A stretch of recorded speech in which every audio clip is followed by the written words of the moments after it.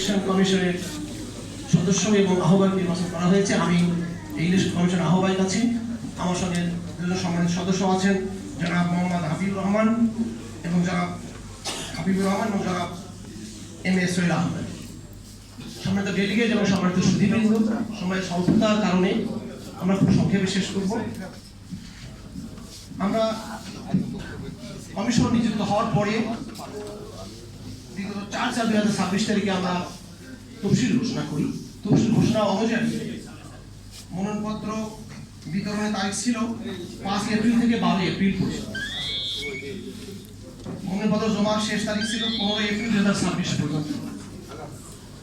বাছাইয়ের তারিখ আমরা নির্ধারণ করেছিলাম 17/4/2026 ইংরেজি তারিখ। মনোনয়নপত্র প্রত্যাহারের শেষ তারিখ ছিল 20/4/2026 ইংরেজি। প্রত্যাহারের পর চূড়ান্ত তালিকা প্রকাশের তারিখ ছিল 21/4/2026 তারিখ এবং আগামী নির্বাচন। সম্মানিত উপস্থিতি এবং সম্মানিত ডেলিগেট বৃন্দ,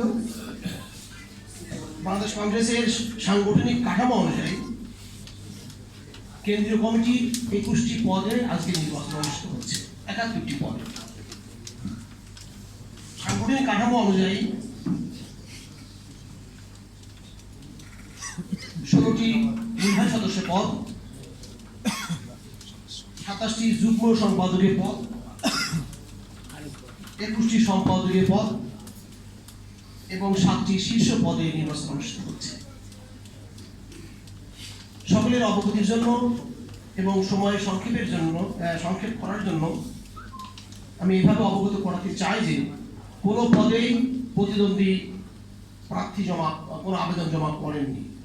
প্রত্যেকটি যে পদে আমরা তফসিল ঘোষণা করেছিলাম, যারা প্রত্যাশী পদে নির্বাচন করতে চান, একটা পদের বিপরীতে কোনো প্রতিদ্বন্দ্বী প্রার্থী পাওয়া যায়নি। সেই জন্য প্রথমেই প্রকাশ করতে চাই যে নির্বাচনের কোনো প্রয়োজনটা করছে না। ব্যালটের নির্বাচনের মাধ্যমে প্রার্থী নির্বাচনে কোনো প্রয়োজনীয়তা পড়ছে না। আমরা এটা ঘোষণা দিচ্ছি কমিশনের পক্ষ থেকে।